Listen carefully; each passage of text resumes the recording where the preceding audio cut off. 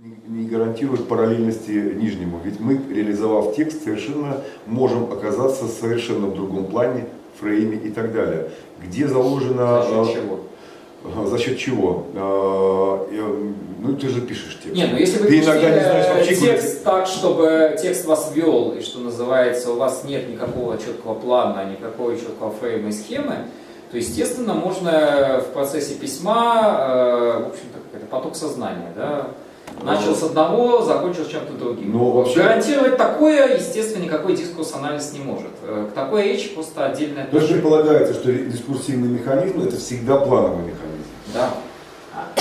А художественный текст, который творится без плана, часто, или публицистический текст, где автор уже не может выбросить, что у него хорошо получилось, да, и он его включает в Это текст. есть емкое определение поток сознания.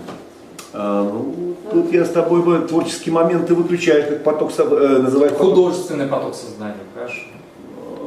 Какой хитренький, сразу систематизировал. Нет, мне это не нравится. Поток сознания это же больше вот нашему времени присуще, то есть постмодернизму. О, согласен. И вот, ну, то есть, это же вот Derrida и вот все эти, которые пытались разрушить фрейм, схему, преображения. Я с ней согласен.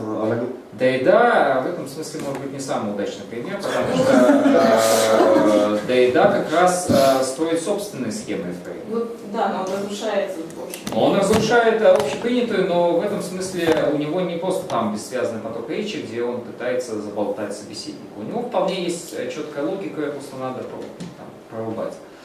И тогда уже, собственно говоря, никакого фокуса, все понятно. Вообще разрушение плана у него... А поток сознания я имею в виду, например, которые там иногда действительно производят в художественной форме. Ну, того же Джойса в Улиссе там вот, очень четкие, например, модернистские такие были стратегии, когда он действительно пускал такую прямую речь сознания в его чистом неоцензурированном виде. Когда вы на самом деле не пытаетесь создать четкий план речи, а вот просто у вас что в голове варится, то вы вот и выводите. Ну, это еще Достоевский использовал и многие другие. Ну, я в общем-то не спорю. Просто для водок она, в общем-то, пытается, как она сказать, она пытается иметь дело все-таки с дискурсами, которые мы производим в обществе и для общества. Павел, вот в Улиссе вы имеете в виду плановый один день из жизни еврея этого Блума, которого зачислили в национальных героев, причем борцов? Это был пример. В данном случае пример того, что в этом тексте встречаются фрагменты вот этой сугубо неоцензурированной речи типа потока сознания. Но это не значит, что весь текст... Это на переднем плане или все-таки параллельно, который он имеет в виду, вот, отсылаясь там? Это есть такие фрагменты, скажем так. Не весь текст, а есть такие там части. Этого я, возможно, воспринимаю как художественный период. Как бы, если говорить о том подходе, который демонстрирует Водок, для нее любой текст это всегда планированный текст. То есть вы там можете в большей степени детализации планировать, в меньшей степени детализации. Ваши фреймы могут быть более досконалыми, менее. Схема ваша может быть отработанная до там, у пунктуального человека или этого перфекциониста. Это может быть такая схема, где там, если одно слово неправильно употреблено, это уже все.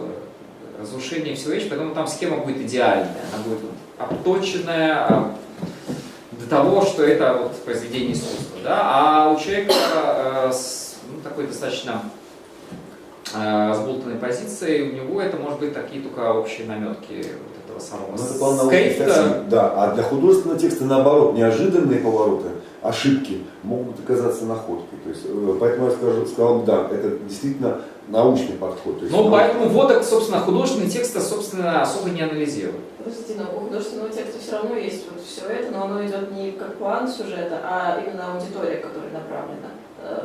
Мысль, которую ты вкладываешь. Да, то есть я сразу говорю, что не совпадают для некоторых текстов.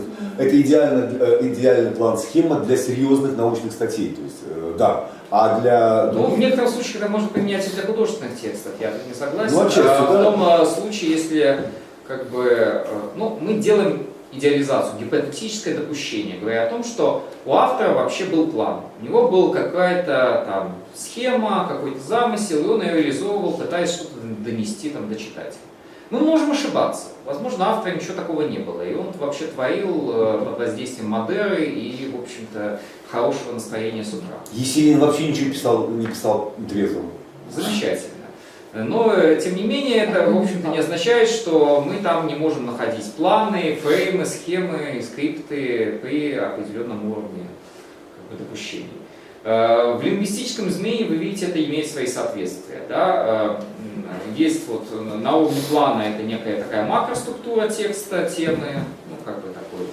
Вам сказали, напишите сочинение про лето в школе, и у вас есть такое сначала, ну, в общем-то, примерно я представляю, о чем я мог бы сказать.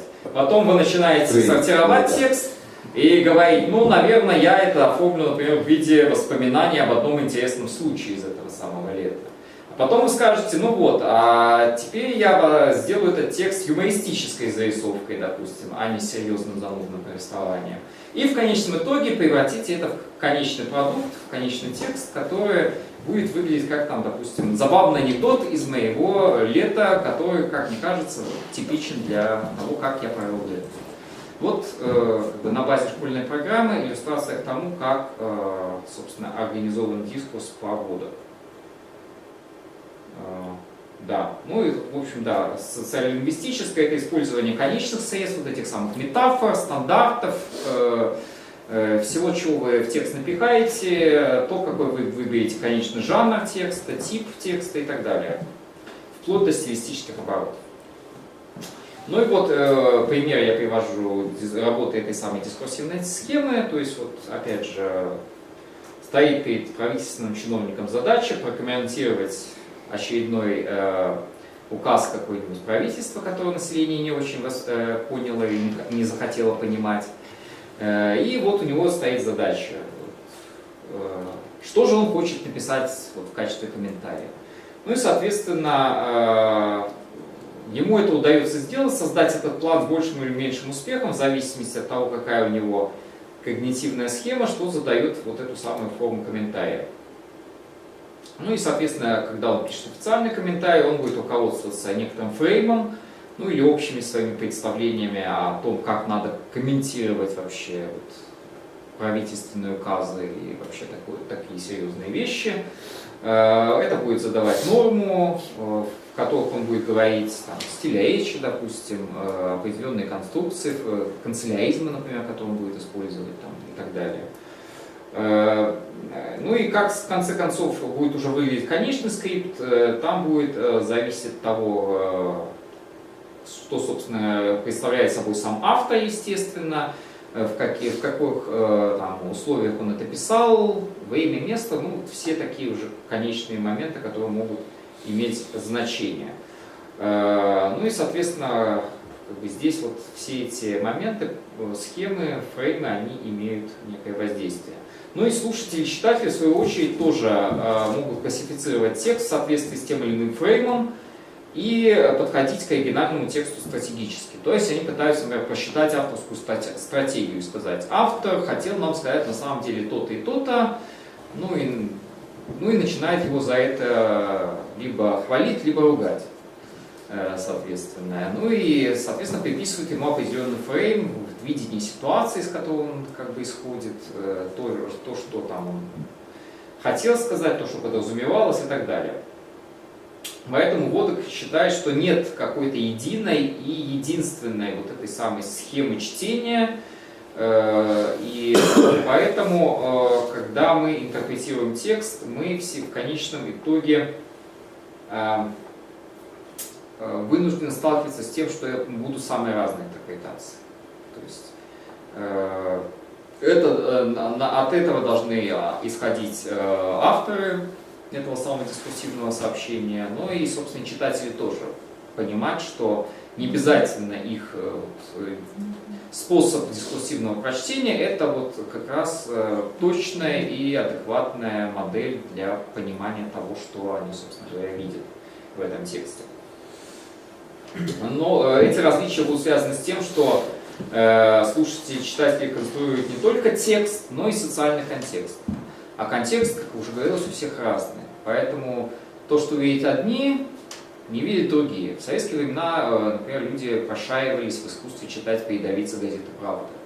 И там уже по одним расположениям запятых или по тому, как, в какой последовательности упоминали товарищи из Политбюро, они строили большие стратегические схемы, включающие в себя предположения о будущем составе Политбюро, допустим, о том, какие фигуры в ближайшее время газете получат. «Правда», смешу по этому поводу, по этому поводу один был такой прикол журналистский. В газете «Правда» обычно на первой полосе, если кто-нибудь из членов Политбюро умирал, выходила в черной рамочке с портретом. Вот, и однажды в редакции ошиблись. Поздравительная телеграмма с портретом, все как положено. Вот, и было поздравление в связи с юбилеем и награждением орденом там, Ленина и так далее. Но случайно вскочила черная рамочка. И весь народ, ну, никто, естественно, передовицы, ну, вы понимаете, не читал. И все увидели человека и решили, что умер очередной это самое. Все начали выражать соболезнования. И самое прикольное, завалили звонками с соболезнованиями по поводу смерти очередного члена Политбюро. А там было его поздравление. То есть очень интересный такой казус. Хорошо, спасибо за комментарий.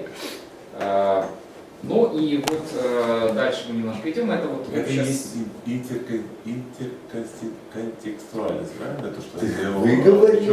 Причем его субъективно. Да, я субъективная интердискурсивность или интертекстуальность Эдуарда.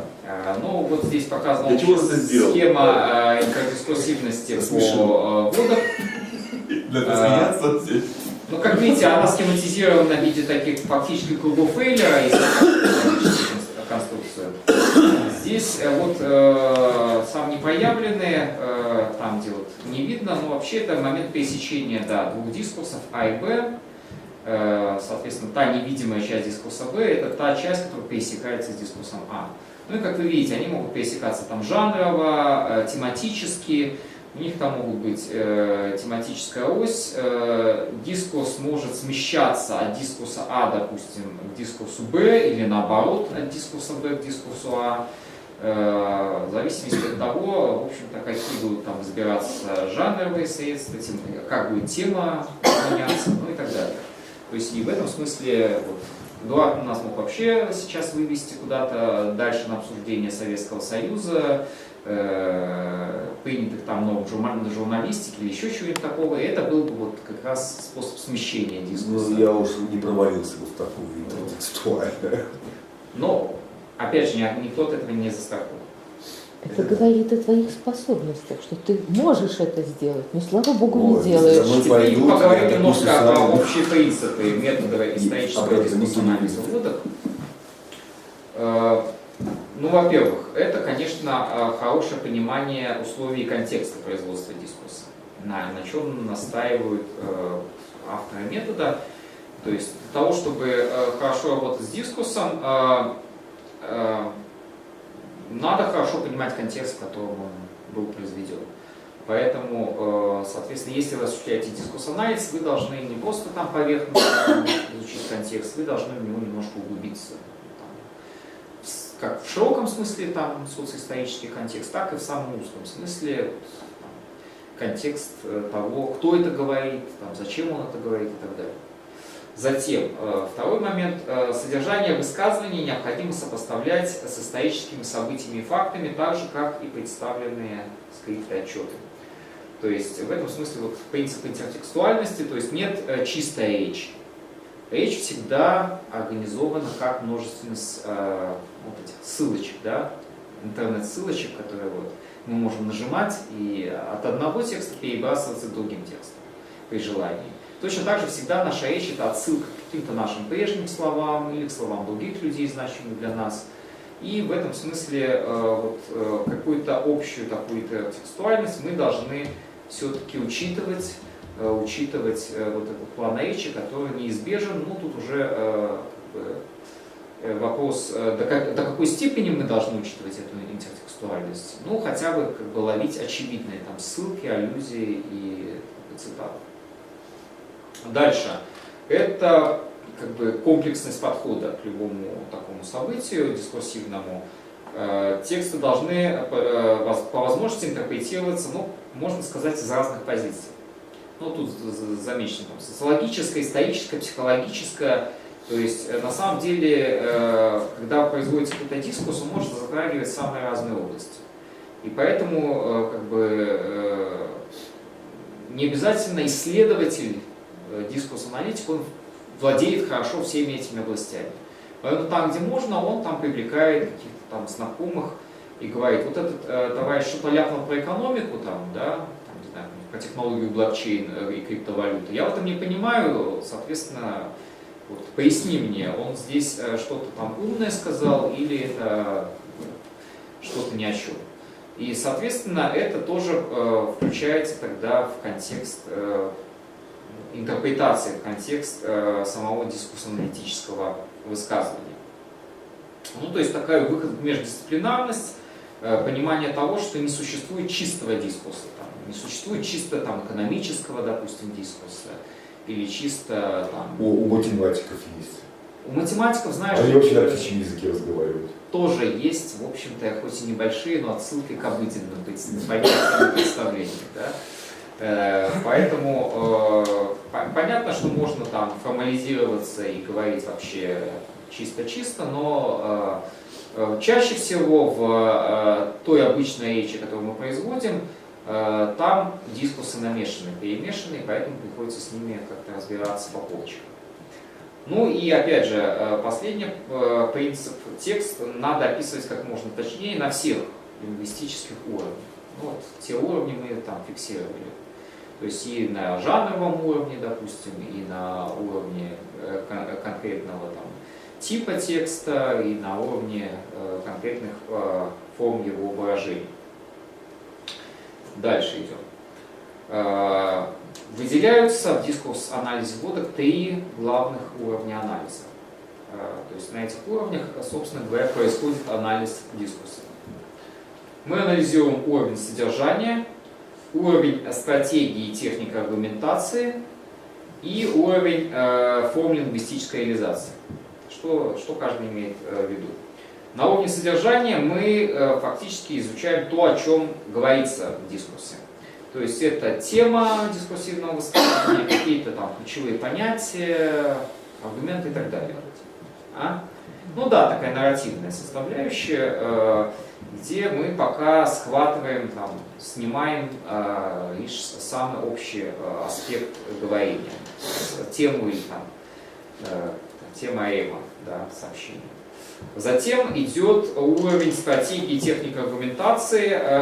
Это вот процессы, которые сознательно или неосознанно действуют на разных уровнях коммуникации.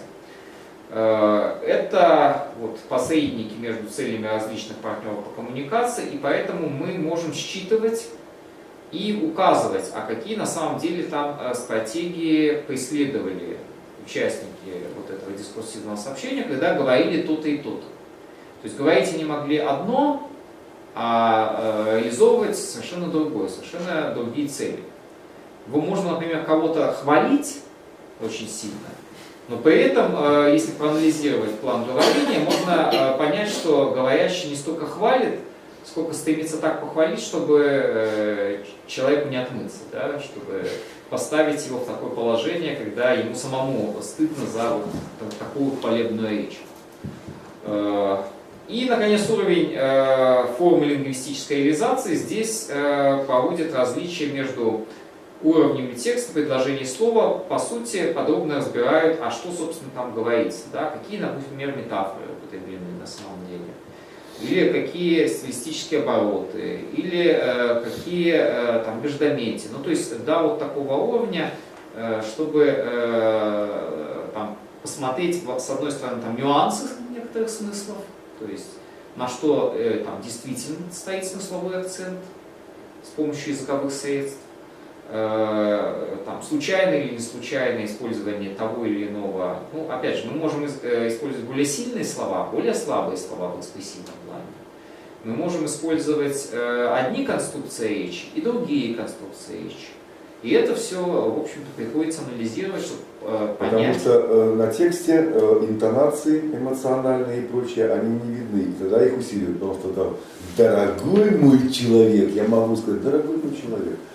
Передать в тексте различия невозможно, только если мы начинаем этим хулиганить. То есть вот этот вот получается форма лингвистической реализации, это как раз возможность выявить то, что мы можем проговорить, но не можем написать. Ну да, и это в том числе. Соответственно, все эти 3 уровня анализа необходимо выдерживать независимо от того, какой мы, собственно, дискурс исследуем. То есть они как бы обязательные условия такого нормально проведенного полноценного дискурса анализа поводок. Однако, если на уровне содержания наши категории специфичные, то есть то, что мы там вычленяем, это вычленяем по отношению к конкретному этому дискурсу, конкретному этому тексту.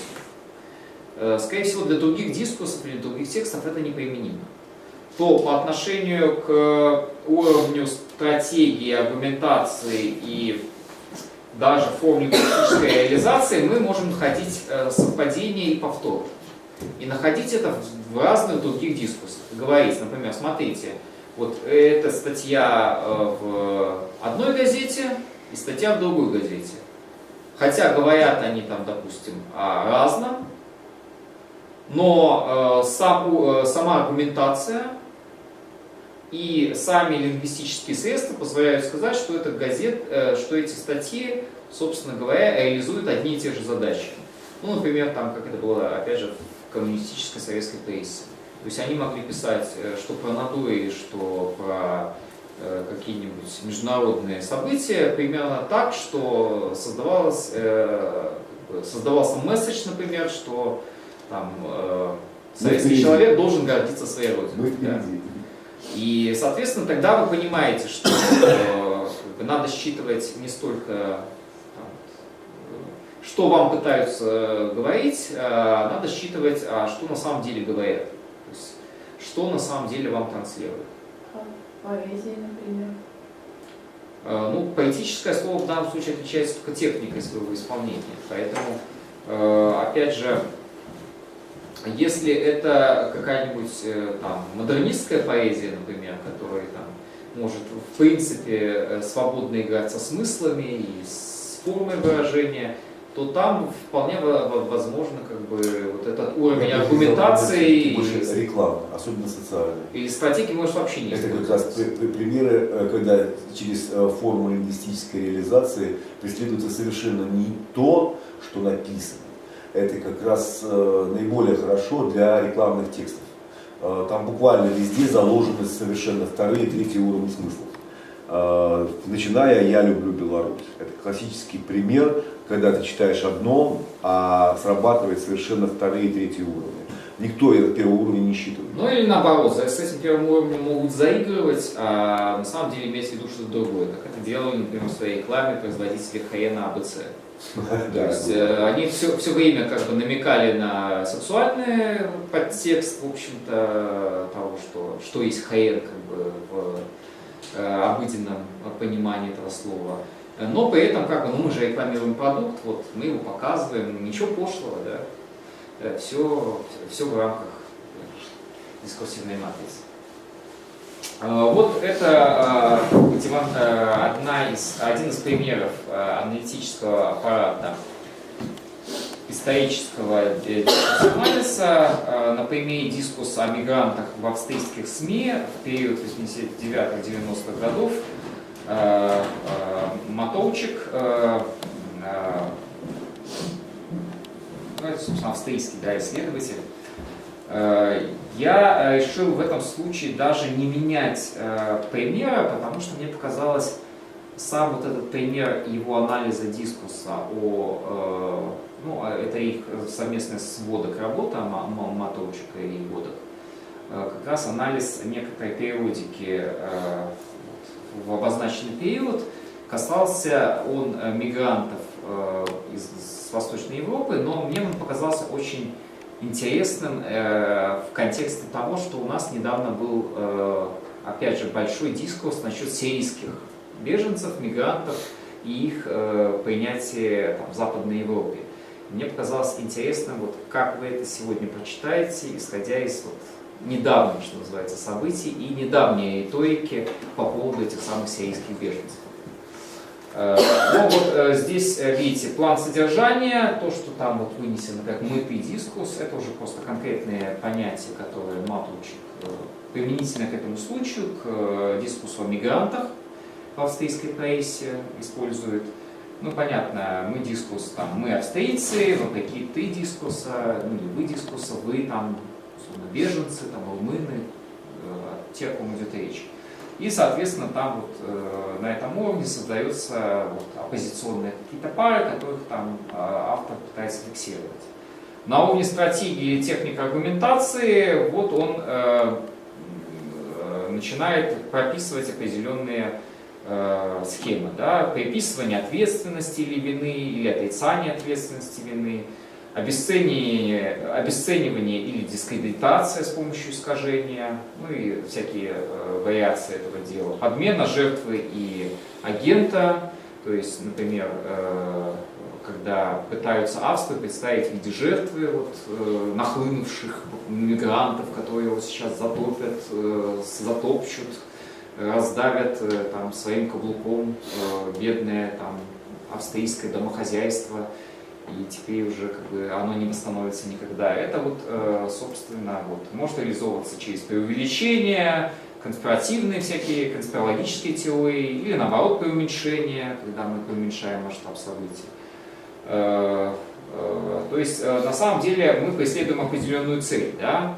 Либо нам надо выгодно показать, что мигранты это замечательно и хорошо, что они у нас есть, и мы так вот нормально ведем государственную политику. Либо нам наоборот надо создать впечатление о том, что мигранты это плохо-плохо, надо вот побыстрее эту проблему решать, надо ставить стены, барьеры, заслоны, и вот наша задача в этом. И, соответственно, и аргументировать мы будем таким образом. Ну и формы лингвистической реализации. Как вы видите, они тоже тут достаточно подробно прописаны, то есть там различного рода использованные сравнения, аналогии, предположения, цитаты, риторические вопросы, намеки, метафоры, предикации, ну, вплоть до использования там, эвфемизмов или выражений точки зрения говорящего. То есть самые разные эти средства. Павел, давайте, может быть, мы на примере вот как раз таки этих вот сейчас мы иммигрантов могли бы проработать субъективную интертекстуальность и интерконтекстуальность. Вот сейчас мы этим и займемся. Я вот взял этот пример. Это сейчас передовица, опять же, одной из австрийских газет. Ну, я ее... Она крупно не сделается? Но если я сделаю, она, боюсь, как бы, я буду просто читать. Ну, заголовок. Канцлер, экономическая помощь восточным соседям. Хайдер, ну, это был политик австрийский того времени, достаточно известный. Хайдер, саммит по предоставлению убежища беженцам. Под заголовок тоже крупными жирными буквами. За 11 лет 7,5 миллионов на беженцев. Повестка дня, ну, как бы это такая рубрика, что ли, для газеты была. Какой год? 89 или 90, я уже не помню точно. 6 строк, 2 колонки, но это как бы такая статистическая информация. Дальше текст. Какие финансовые пожертвования Австрия делает, чтобы выполнить свои гуманитарные обязательства по помощи беженцам? Можно увидеть из новых данных, которые предоставило Министерство финансов. С 80-го до конца 90-го года на нужды беженцев, жилье и социальные пособия было потрачено 7,5 миллионов шиллингов. Дальнейший текст как бы после вот этого, после этой шапки, да, подкаста. За прошедшие 34 года наша страна должна была справиться с 3 волнами беженцев. Ну и тут как бы они разберут по абзацам, вот, маркированным значками параграфов, и как бы вот выделяют как бы отдельные элементы этого речи. В 1956 году после Венгерской революции, подавленной с особым кровопролитием, нашу границу пересекли 182 432 человека. Чисто немецкая пунктуальность. В 1968 году, после разгрома Пражской весны, на нашу территорию перебежали 162 тысячи жителей Чехословакии, тут, видимо, точно не считали. В 1981 году, после введения военного положения в Польше, политического убежища в нашей стране искали 33 142 беженца. Точность вернулась. На следующей неделе, как подтвердил вчера министр внутренних дел Лешнак, Австрия должна будет сделать шаг к экстренной остановке. Кабинет введет обязательную визу для румын, большинство из которых это экономические иммигранты. Но наши границы будут по-прежнему открыты для тех, кого преследуют по политическим, расистским или религиозным причинам. Продолжают утверждать, что за повышение уровня преступности в Австрии ответственны беженцы с Востока. По этому поводу министр внутренних дел проинформировал вчера. Уровень преступности среди легальных рабочих иностранцев ниже, чем среди австрийцев. С другой стороны, беженцы с Востока, которые работают нелегально, в среднем более склонны совершить преступления, чем наши граждане. Ну и продолжение этой статьи.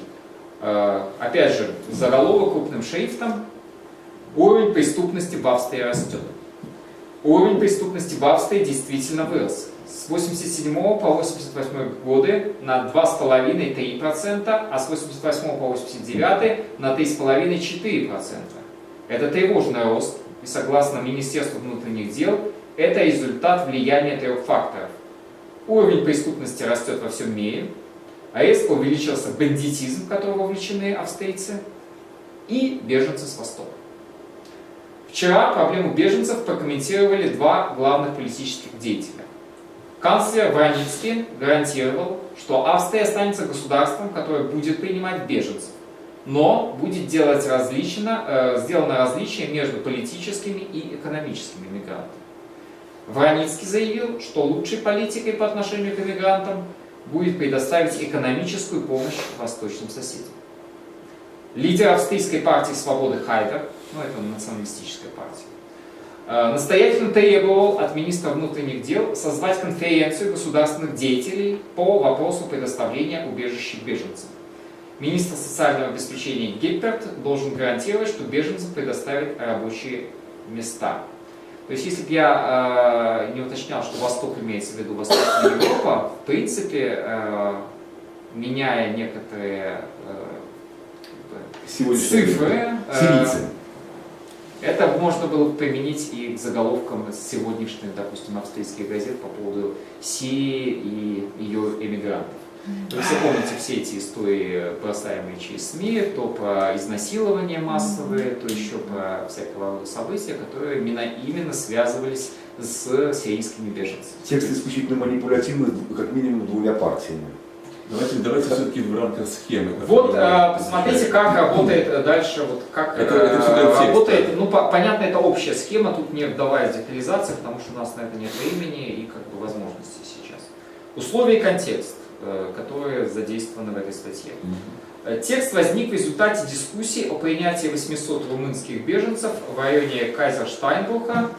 Это кульминация 18-месячного обсуждения возможностей Австрии принимать беженцев и иммигрантов из бывшего Восточного блока.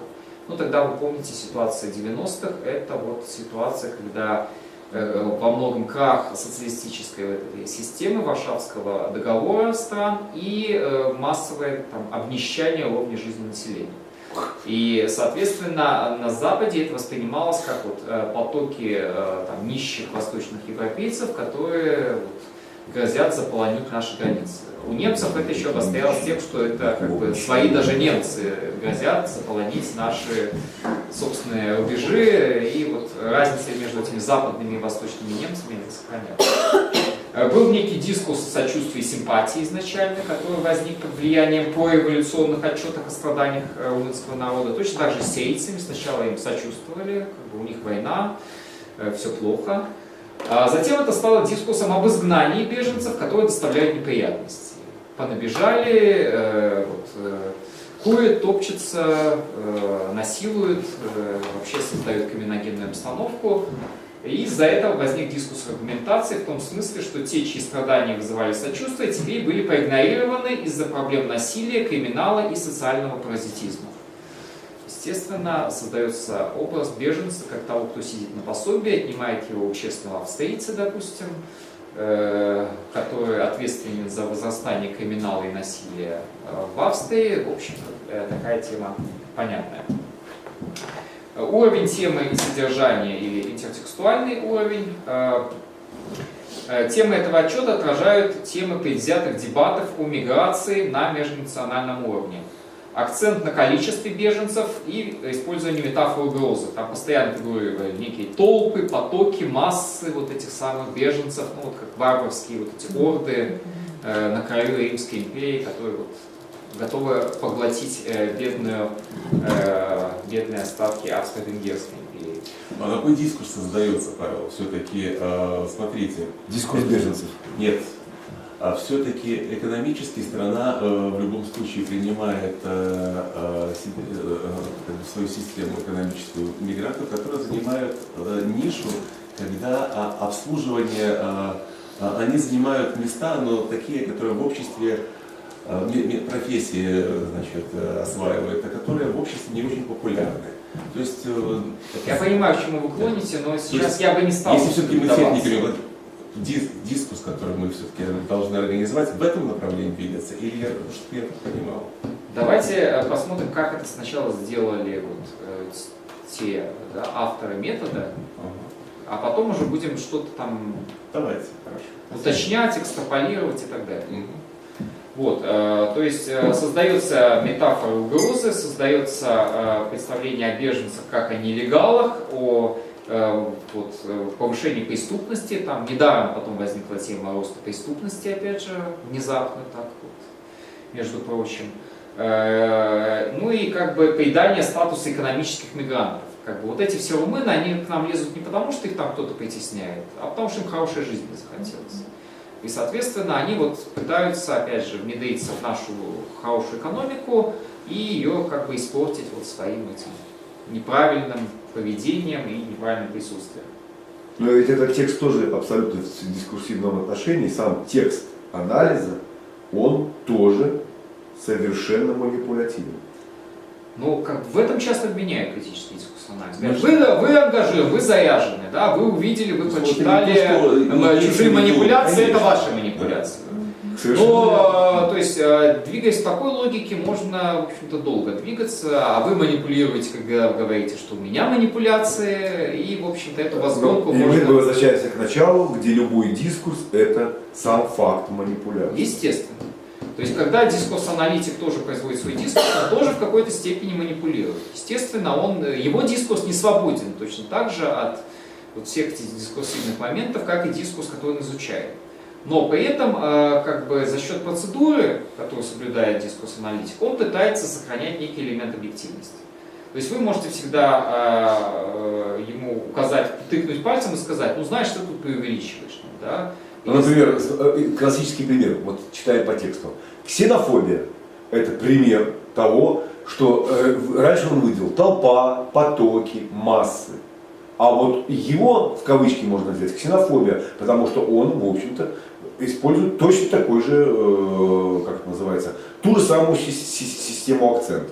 То есть написать дискурс-анализ, не участвуя в дискурсе, невозможно. И значит, все, что есть Г в дискурсе, оно выплывает на дискурс-анализе.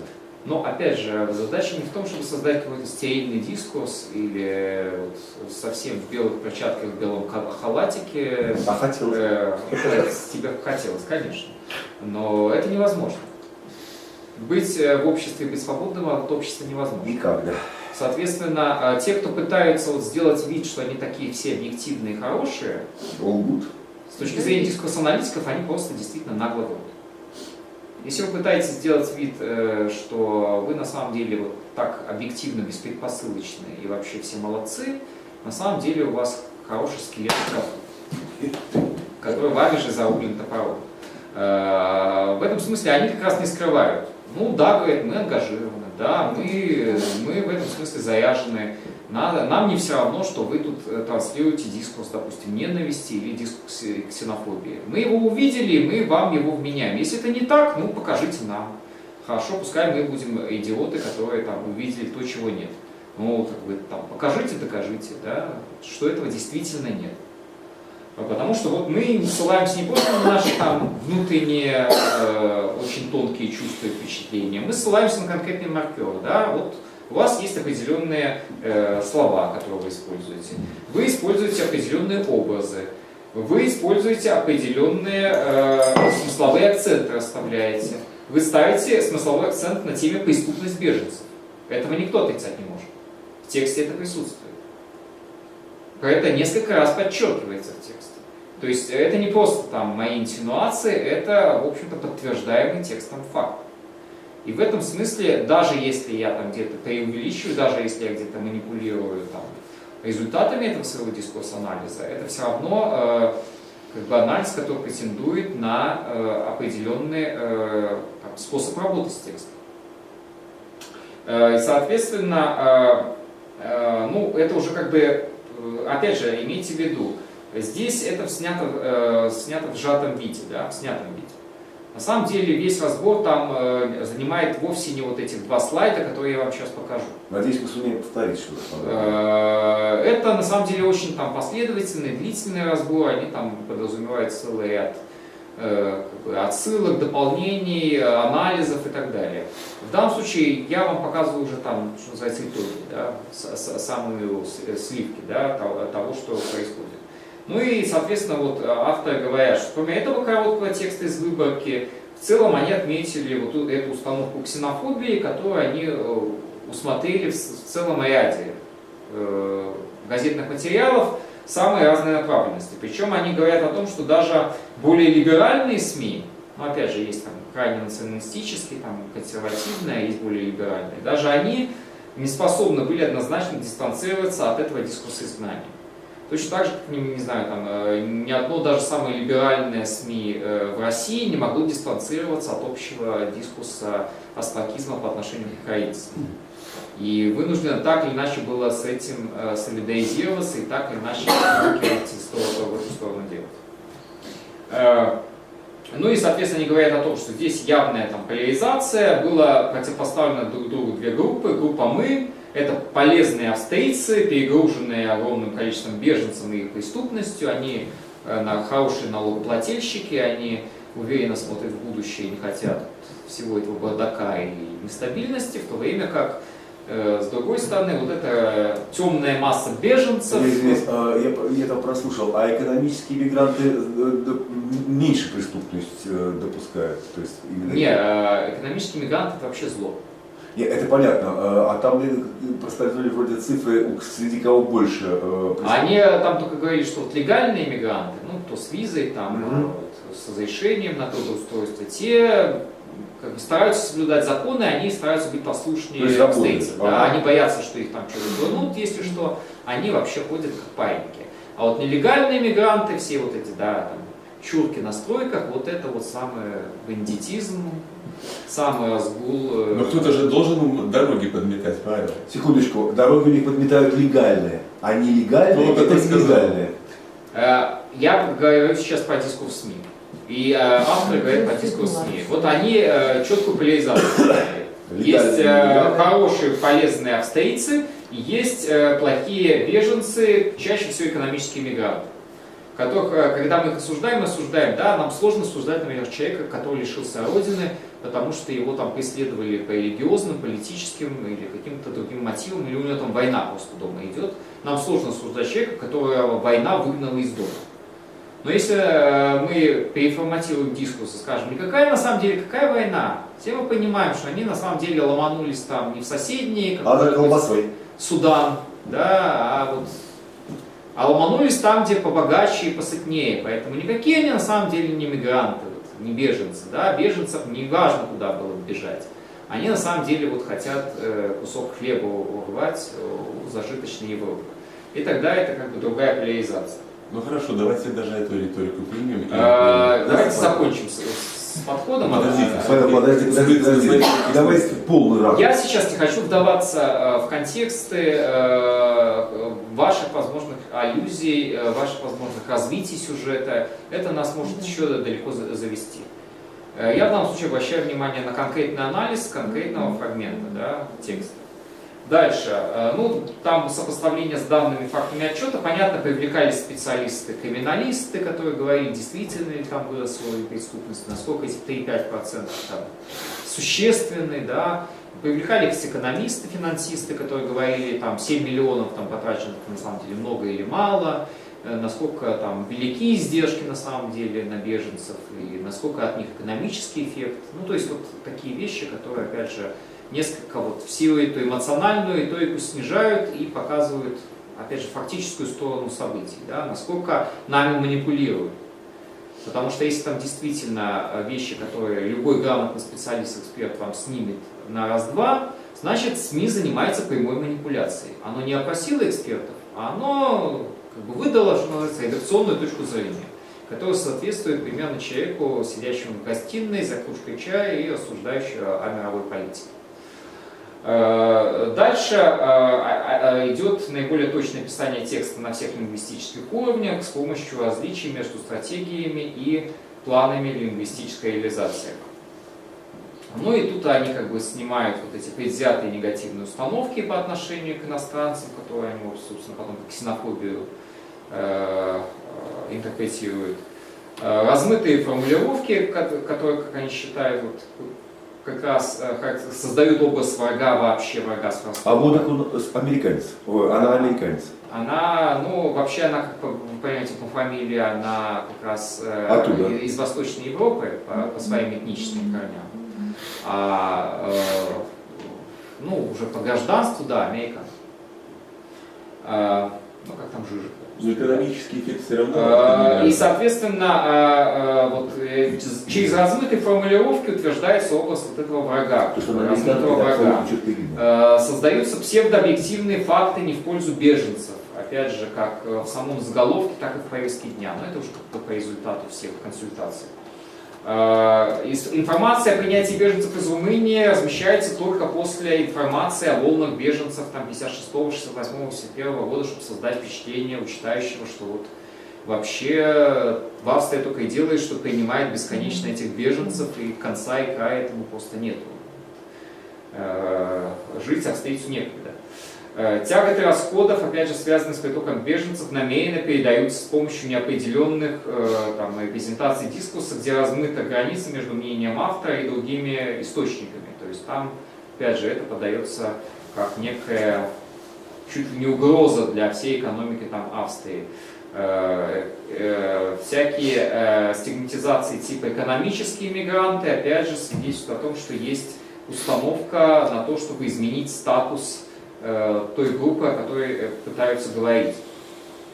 Ну и по итогу, да, по итогу, что там, отказ румынам в объезде аргументирует в тексте в квазиобъективной манере. С помощью включения контекстуальных знаний о дискурсе текст можно расположить в общем этом дискурсе.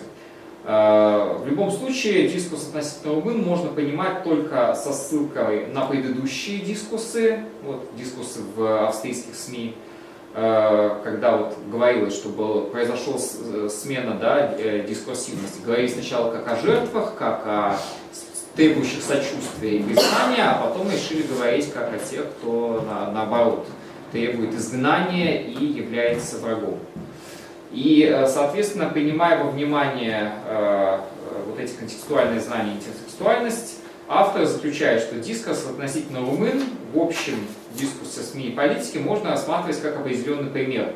Румыны для австрийских СМИ представляются как пример некого общего образа иностранца.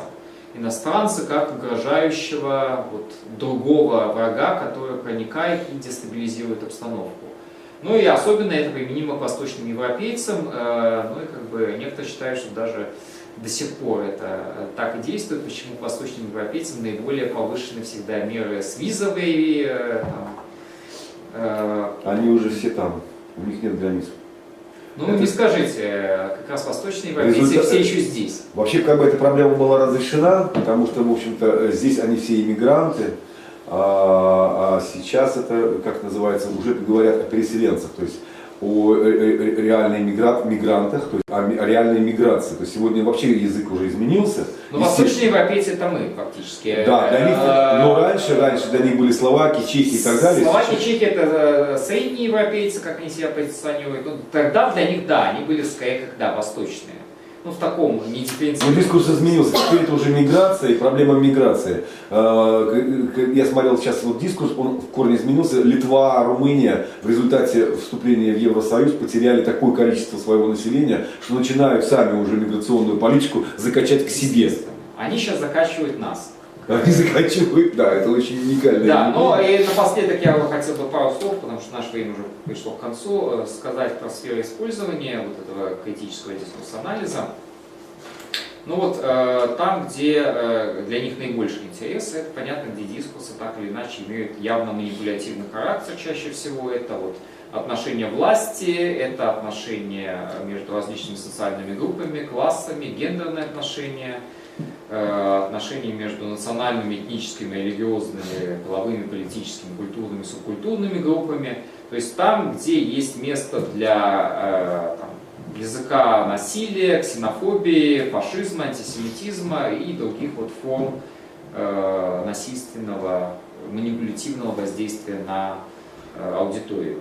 Вот небольшая разница как бы между моделями Феркла и Водок, опять же привожу в качестве таких вот чисто примеров, что модель Феркла считает чаще применима для анализа некой дискурсивной динамики. Там, где нам в большей степени нужно посмотреть, как, например, в рамках жанра сообщения и его конечного текстового наполнения, а также в рамках некого порядка дискурса происходит изменение. Ну и в частности, в качестве примера, у Феркла есть там вот интересное исследование, где он анализирует изменения в способе продвижения рекламы английских университетов.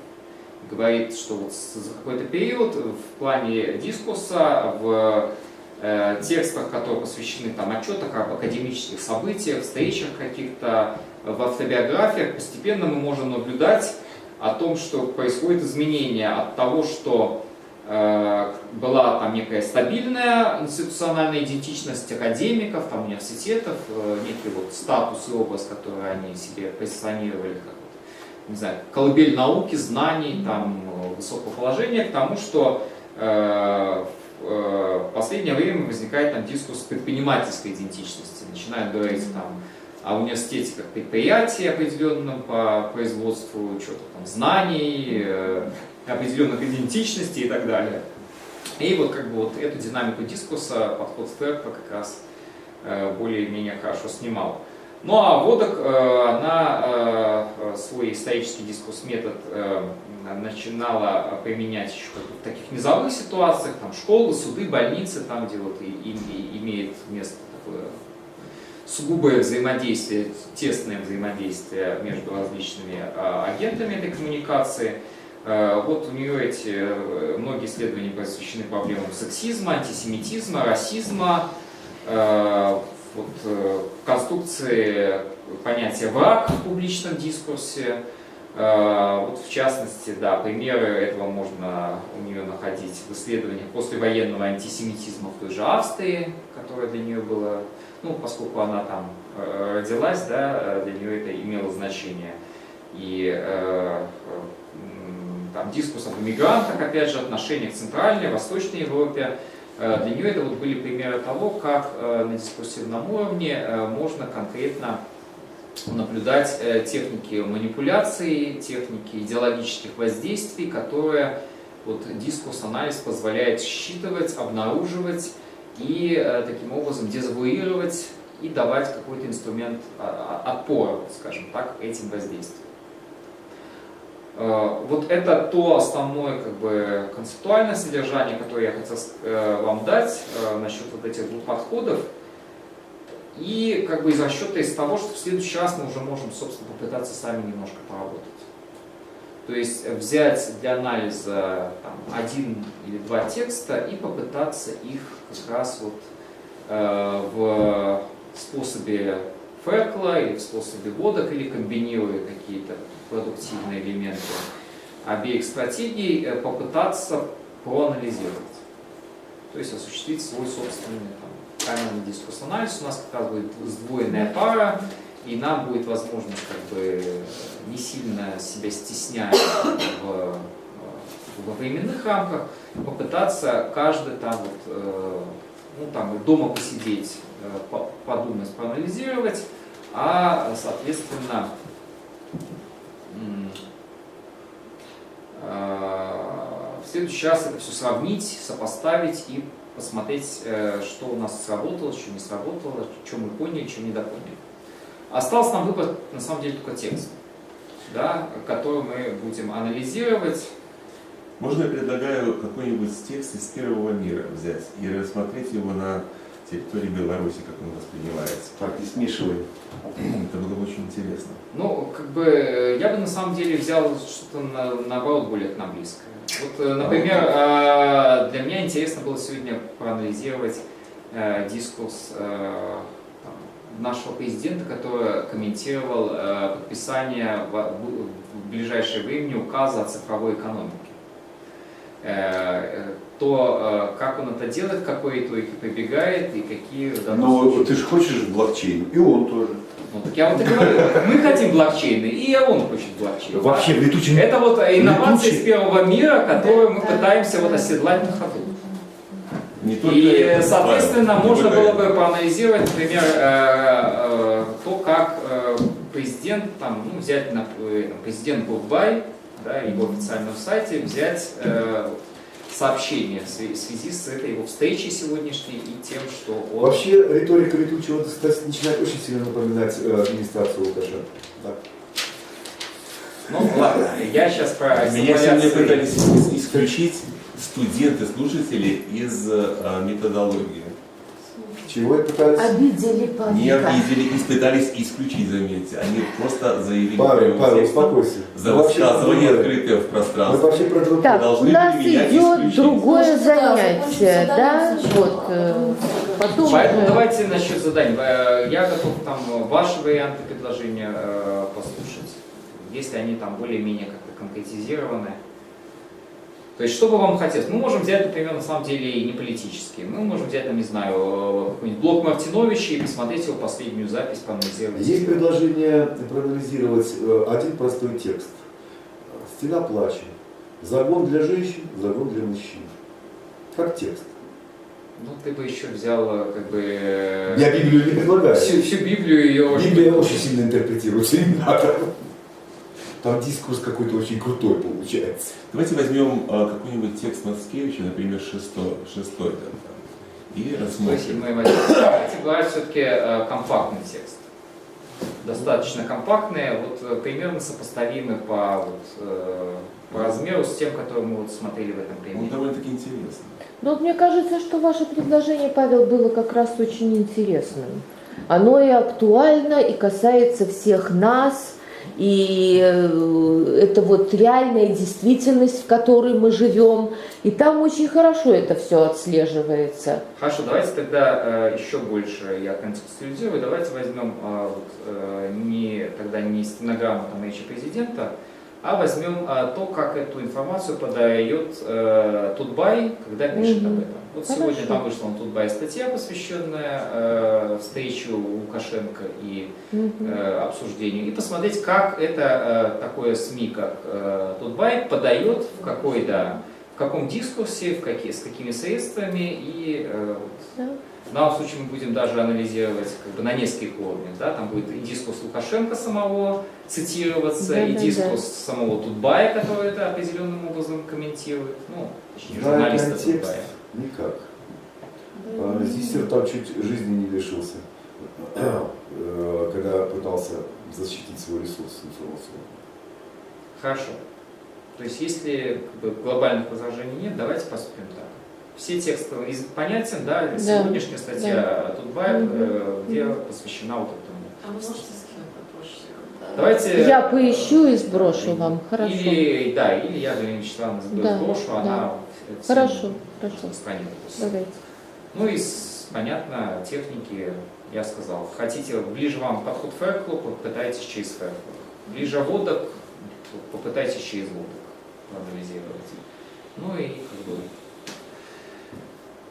аналитические боги вам в помощь. Спасибо. Вопросы, реплики, комментарии. Все устали, можно ходить.